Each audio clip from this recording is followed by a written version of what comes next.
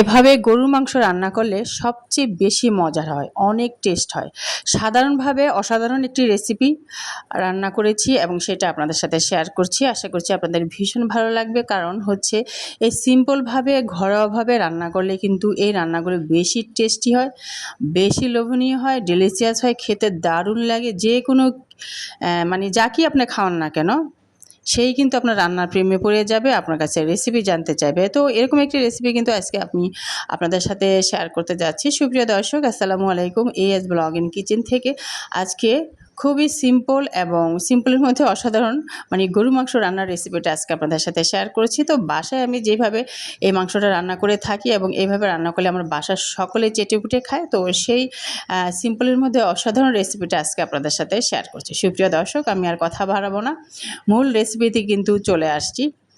কথা বলতে বলতে অনেক দূর এগিয়ে এসেছি। আমি এখানে যেটা করেছি, এখানে মাংসগুলোকে আগে থেকে পরিষ্কার করে ধুয়ে রেখেছিলাম। এরপরে আমি যেটা করেছি, প্রথমেই ফ্রাই প্যানের মধ্যে মাংসগুলো দিয়ে দিয়েছি, তারপরে পরিমাণ মতন তেল দিয়ে আর যেটা করেছি গরম মশলা দিয়েছি, আস্তে আস্তে গরম মশলা, ঠিক আছে, দিয়ে কিন্তু এবং স্বাদ মতো একটু লবণ দিয়ে আমি প্রথমে কষিয়ে নিয়েছি অন্যান্য বেসিক মশলা দেওয়ার আগেই। সেটা আপনারা দেখতেই পেয়েছেন। কষিয়ে কিছুক্ষণ এভাবে 2-3 মিনিট রান্না করে নেওয়ার পর এখানে আমি দিয়ে দিলাম পেঁয়াজ কুচি এক কাপ, মেজারমেন্ট কাপের 1 কাপ দিয়েছি। সেই সাথে আমি বেসিক যে মশলাগুলো, আদা রসুন পেস্ট দিয়ে দিলাম, তারপরে হলুদের গুঁড়া, মরিচের গুঁড়া, ধনিয়ার গুঁড়া, লবণ স্বাদ মতন দিয়ে আমি এখন এই এই গরু মাংসটাকে একটু নেড়েচেড়ে নিয়েছি। এরপরে এখানে দিয়ে দিলাম একটি মাঝারি সাইজের ছোটো টমেটো একটু কুচি কুচি করে কেটে দিয়ে দিলাম। তো গরম মশলা তো দিয়েছি, সাথে তেজপাতা দিয়েছি। গরম মশলাগুলো যেগুলো সেগুলো আমরা সবাই জানি, তারপর আমি একটু আপনাদের সুবিধার জন্য বলেই দিচ্ছি। তেজপাতা দিলাম, দারচিনি, এলাচ, লবঙ্গ, আমি গোলমরিচও দিয়েছি 2-3টা। এই সমস্ত মশলাগুলো দিয়ে ভালো করে নেড়েচেড়ে নিয়েছি। এখন আমি একেবারে ঢাকনাটা লাগানোর আগেই আমি কিছুক্ষণ এইভাবেই ঢেকে রাখছি, কারণ আরও কষাবো, ঠিক আছে। তো প্রেশার কুকারে কিভাবে আপনি চটজলদি রান্না করতে পারেন এবং প্রেশার কুকারে কিভাবে রান্না করলে আপনার রান্না বেশি টেস্ট হবে, সেটাই কিন্তু আজকের রেসিপিতে আমি দেখানোর ট্রাই করেছি। প্রেশার কুকারে রান্না করলে আমরা অনেকেই বলে থাকি টেস্ট হয় না। যদি আমরা এভাবে রান্না করে থাকি, ঢাকনা লাগানোর আগে যদি আমরা সমস্ত প্রসেসিংটা করে নিই এবং ভালো করে কষিয়ে নিয়ে তারপরে যদি আমরা কিছুটা পানি দিয়ে তারপরে যদি আপনার ঢাকনাটা লাগিয়ে দেই, তাহলে কিন্তু দেখবেন সেই রান্নাটা, প্রেশার কুকারের রান্নাটাও কিন্তু অসাধারণ হয়। তো যেমনটা দেখতে পাচ্ছেন আজকের রেসিপি দেখলে এবং এভাবে যদি ফলো করে একবার ট্রাই করেন, কথা দিলাম আপনার রান্না কিন্তু অসাধারণ হবে এই প্রেশার কুকারে। আমরা বলে থাকি না যে প্রেশার কুকারে রান্না আসলে টেস্ট হয় না, কিন্তু আজকে আমি যেভাবে রান্না করেছি দুর্দান্ত টেস্ট হয়েছে।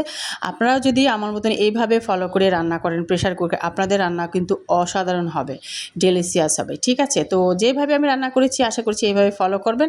একবার হলেও প্রেশার কুকারে এইভাবে ট্রাই করে দেখবেন যে প্রেশার কুকারের রান্নাও কিন্তু অসাধারণ হয়, যদি আমি সঠিকভাবে আমরা যদি রান্না করতে জানি। সো লেটস গো, যেটা আমি দেখানোর ট্রাই করেছি। এতক্ষণ নিশ্চয়ই আপনারা আমার সাথেই ছিলেন। যে প্রথমে আমি কি করেছি, সমস্ত উপকরণ দিয়ে কিন্তু আমি কষিয়ে নিচ্ছি। দেখতেই পাচ্ছেন রান্নায় কিন্তু অনেকটা তেল উঠে গিয়েছে, একেবারে মশলাটা জমে জমে যাচ্ছে, লেগে লেগে যাচ্ছে। তার মানেই হচ্ছে আমার কষানোটা পারফেক্ট হয়েছে। এখন আমি যেটা করব সেটা হচ্ছে এখানে পানি ব্যবহার করব, যতটুকু পানি আমি দিতে চাই যে রান্নাটা কমপ্লিট হবে এবং মাখা মাখা থাকবে, ঠিক আছে। তো এখানে যেটা করতে হবে আপনাকে, অবশ্যই এখানে গরম পানিটা ব্যবহার করতে হবে। আপনারা নিশ্চয়ই খেয়াল করেছেন যে আমি এখানে গরম পানিটাই ব্যবহার করেছি। পাশে চুলায় পানি গরম করে সেটাকে কিন্তু এখন আমি দিয়ে নিলাম, সেটা পরিমাণ মতন দিতে হবে, ঠিক আছে। এরপরে আমি যেটা করেছি, নাড়াচাড়া দিয়ে এরপরে আমি এই ঢাকনাটা কিন্তু একেবারেই এখন লাগিয়ে দিব এবং এখানে আমি ভালো করে সিল করে দিব। সেই সাথে হুইসেল না আসা পর্যন্ত, ততক্ষণ পর্যন্ত আমি রাখবো যতটা আমি হুইসেল দিতে চাই। তো এখানেই কিন্তু আমি একদম সিদ্ধ যাতে পারফেক্ট হয়, যেহেতু আমার বাচ্চা খাবে, ও একটু শক্ত শক্ত খেতে পারে না। তো এখানে আমি চেষ্টা করেছি একটু বেশি, মানে প্রয়োজনীয় তুলনায় বেশি হুইসেল দেওয়ার জন্য, দিয়ে ঢাকনাটা কিন্তু আমি চুলাটা কিন্তু অফ করে রেখেছিলাম যাতে ভাপটা অনেকটাই বের হয়ে যায়। তো তারপরে কিছুক্ষণ পরে কিন্তু আমি করেছি, যেটা আপনারা দেখতেই পেলেন, খুন্তি দিয়ে আমি বাতাসটাকে একটু বের করে নিয়ে জাস্ট ঢাকনাটাকে উঠানো পর্যন্ত বাতাসটা বের করে নিলাম। এছাড়া তো আর ঢাকনাটা উঠবে না, তাই না। তো ঢাকনাটা উঠিয়ে নিলাম, এরপরে নেড়েচেড়ে নিয়ে আমি কিন্তু লবণটাও একটু চেক করে নিলাম। যাই হোক, এখন আমি যেটা করছি, চুলাটা অফ করে দিয়েছিলাম, এখন আবার অন করে দিলাম।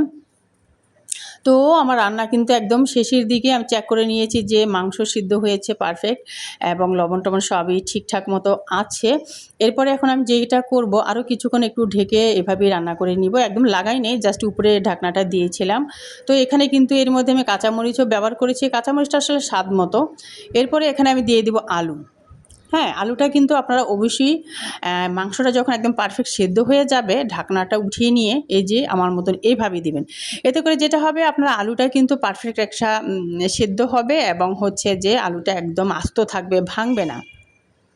তো এটা করলে সবচেয়ে বেশি উপকার হয় যে আলুটা ভাঙে না, আস্ত আস্ত থাকে। যদি আপনি এটা চান যে আলুটা ভেঙে যাবে ভাঙা ভাঙা, সেক্ষেত্রে কিন্তু আপনি ঢাকনা লাগানোর আগে আলুটা দিতে পারেন। তাহলে যেটা হবে, মাংসটা সাথে সাথে আলুটা বেশ সিদ্ধ হবে, ভাঙা ভাঙা থাকবে, ঝোলটা একেবারেই ঘন হয়ে যাবে। এটা আর কি, এটা আবার অন্য একটা প্রসেস, সেটাও আবার আলাদা মজা লাগে। তো সেই প্রসঙ্গে আমি যাচ্ছি না। আজকে আমি যেটা রান্না করেছি, যেভাবে করেছি সেভাবে আপনাদের সাথে শেয়ার করানোর চেষ্টা করছি।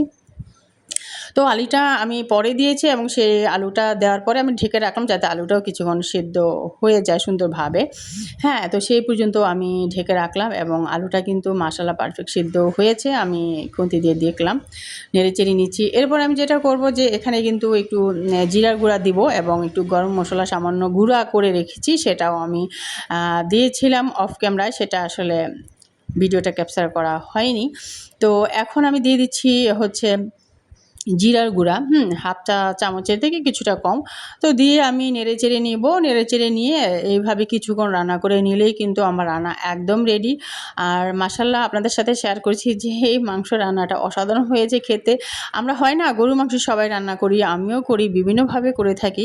তবে হ্যাঁ, আজকে যেভাবে আমি রান্না করেছি এইভাবে কিন্তু একবার ট্রাই করে দেখবেন। অসাধারণ হয় খেতে। আসলে মাংসর স্বাদ সেই লেভেলে চলে যায়। ঠিক আছে? আসলে রান্নাটা একটু যদি ঘুরিয়ে টেকনিক্যালভাবে যদি আমরা একটু অন্যভাবে করে থাকি, ট্রাই করে থাকি, আসলে রান্নার টেস্টটাও কিন্তু অন্য লেভেলে চলে যায়। কথা দিলাম, নিরাশ হবে না। একবার হলে ট্রাই করে দেখবেন। আর কেমন হয়েছে অবশ্যই কমেন্ট বক্সে কিন্তু আমাকে কমেন্ট করে জানাতে ভুলবেন না।